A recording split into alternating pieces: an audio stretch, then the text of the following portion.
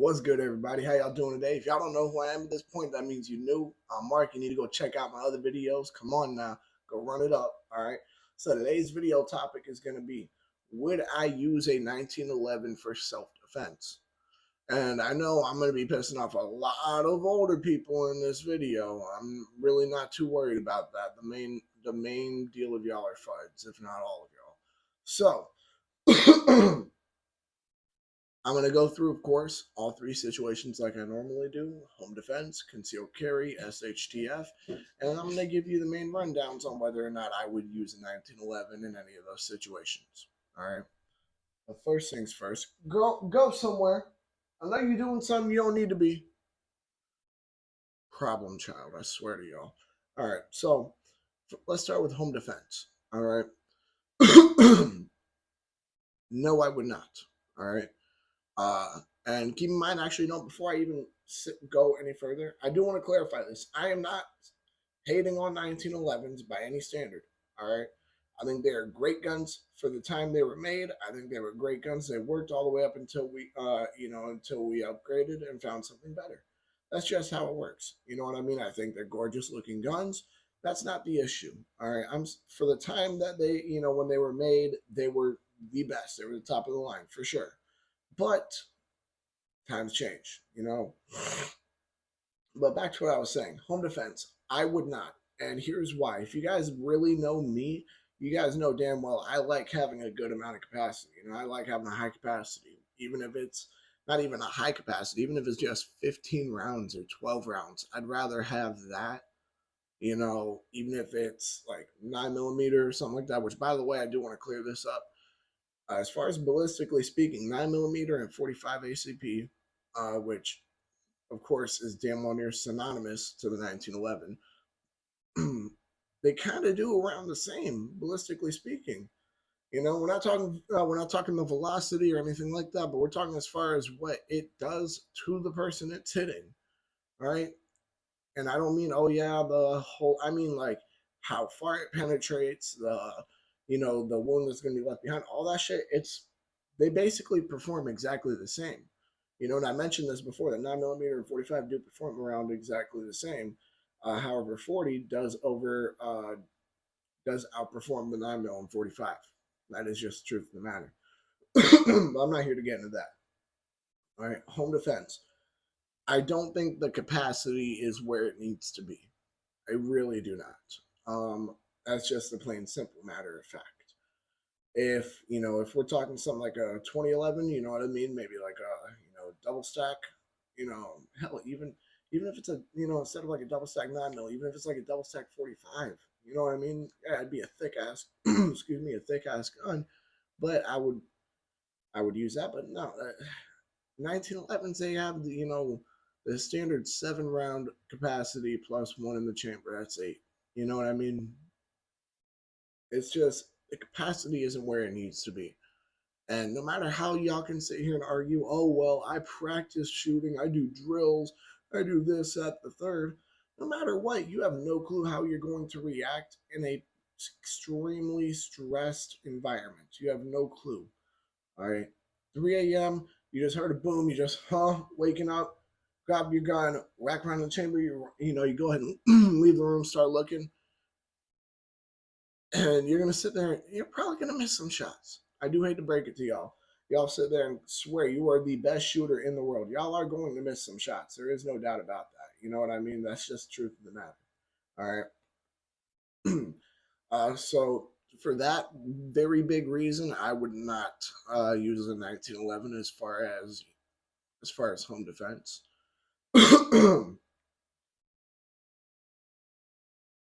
Got to hit my vape, of course. Y'all know the deal.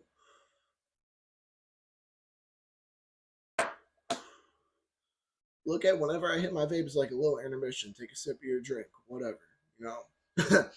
But let's move on to concealed carrying. I actually have multiple reasons why I would not use the 1911 for concealed carry. All right. Starters, the weight of the 1911 for its capacity is not a fair trade off by any standard. It really is not. By that logic, I would genuinely rather sit there and carry a Glock 17. I 100% would. 17 plus 1 compared to 7 plus 1. You see what I mean?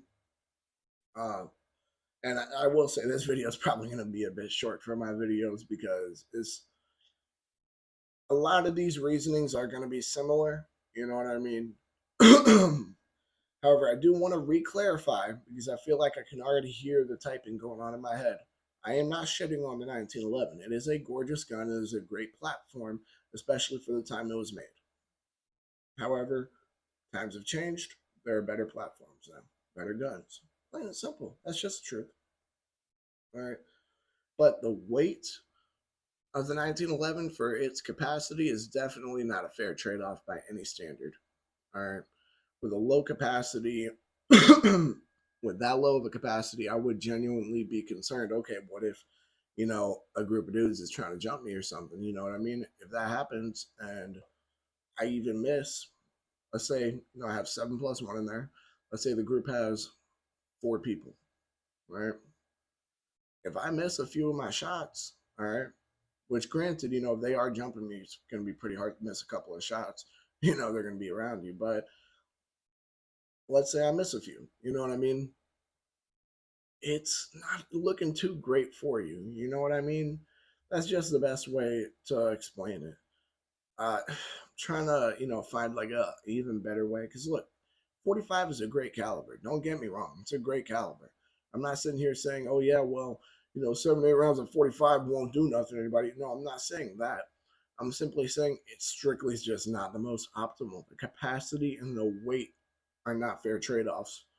All right. It's not worth it by any standard. You know what I mean? Like, so and that's the thing. You got to think about it. A 1911, it is a full size handgun. It only has 7 or 8 rounds. All right, that's just the truth of the matter. I don't know what else to tell y'all. That's just our full sizes nowadays. Some of them can fucking have 20 rounds in them. You know what I mean? Some of them can have upwards. I mean, if we're talking, depending on what kind of magazine you put in there, of course, there's stick mags and things like that, which y'all haven't seen the video I did yet on my opinion on extended magazines, is stick mags, drums, all of that. Go ahead and check that out. But as I was saying, though, so there's a good few reasons why I wouldn't use a 1911 for concealed carry, plain and simple. All right.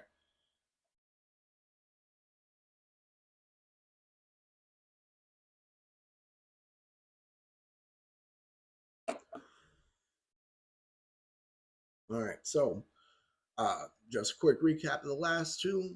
Home defense, no, only because of the capacity. Concealed carry, no, because of the weight and capacity, just isn't worth it. SHTF, all right. I think we all know what SHTF means. So, an SHTF situation, right? I don't believe a 1911 would be a great gun, and here's why. All right, what you would want to have in something like that is a firearm that is a lot more commonly made, in the sense that, for example, right, if you have 2 different brands of 1911s, you're not going to be able to really interchange too much, too many parts on there. You see what I mean? There, because every brand makes their 1911s as their way. You know what I mean? Of course, it's still following the base 1911 platform, but I think y'all get what I'm saying. If you have something like, for example, a Glock 17, right? Okay, SHTF, you got your Glock 17. All right, and actually, I'll change it up. I won't even say Glock 17. All right, we'll say Glock 19. All right, change it up. All right. Long story short is that no matter, even if it's not a Glock or anything like that, if you have a more commonly made firearm, like this specific model, there's 500,000 of this specific model made each year type thing. That's definitely going to be a lot better for your situation, considering the fact that if anything messes up, you are going to, need to replace the part if you want your firearm to function. Another reason why I would not choose, for SHTF, and I'm sure y'all have been waiting for this one, capacity. All right. Y'all can sit here and be as mad as you want to. Hell, somebody tried arguing in my comments, well, if capacity is your issue, then what it really sounds like is you should use 12 gauge. Not talking about for, okay, whatever. Not going to get into that. That was the dumbest thing I've ever heard in my life. And keep in mind, y'all, he was trying to argue that for concealed carry. He was trying to argue that that's what you should use for concealed carry. Whatever, we're not going to get into that anymore. But the capacity is a big deal, whether you want to sit there and admit it or not. All right, I know y'all FUDs sit there and love your 1911s, your revolvers, your single and double barrel shotguns. I get that. All right, they're cool guns. Sure. All right. Hell, I gave my boy Adam a double barrel shotgun just because he's my homie. You know what I mean? I mean, granted, it wasn't working. I told him, I said, yo, it isn't working. If you want to try getting it fixed, you can have it. You know, I mean, if you don't want to, you can still use it as a wall piece, whatever. But my whole point is that I get it. Y'all like your guns for some reason that have lower capacities. All right. Simple matter of fact is, let's say hypothetically, we're in a situation where me and one of y'all FUDs, I'm going to have more chances to get my shots on target. You see what I mean? We could have we could literally, from any way you want to put it, from a shootout to a shooting competition, the capacity is what's going to stop you from winning. You see what I mean? So this could be from the range to anywhere. Nothing would ever, you know what I mean? Capacity is such a huge deal. I will keep saying this to people because people genuinely need to understand it's better to have as many chances as possible. You know what I mean? That's just the truth of the matter. All right. So my final overview, all right, what I use in 1911 for any form of self-defense. I'm not going to say 100% no, because here's why. All right. I even say it as well with my LCP. I wouldn't picture on using that particularly. I wouldn't go for that first.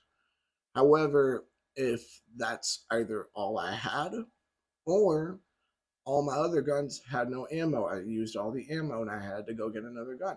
I wouldn't, you see what I mean? I wouldn't be against that. And, so I'm not going to sit here and act like, oh, I will never. What if I'm in a situation where, I am borrowing, Adam's 1911 or something, and someone breaks into my home in the middle of the night, a shootout happens, I use all my ammo, and then I have to go grab that. You see what I mean? So I can't say I would never, all right, but I can say it's definitely not the most optimal choice, just simply due to the capacity. That's the biggest deal of the matter. All right, it's the biggest reason why revolvers also are not, ideal for every self-defense situation. That's the same reason why my LCP or other guns like it, like the Smith & Wesson Bodyguard, or the Glock 42 or the Glock 43, it's just they're not optimal for every situation. They're not, plain and simple. All right.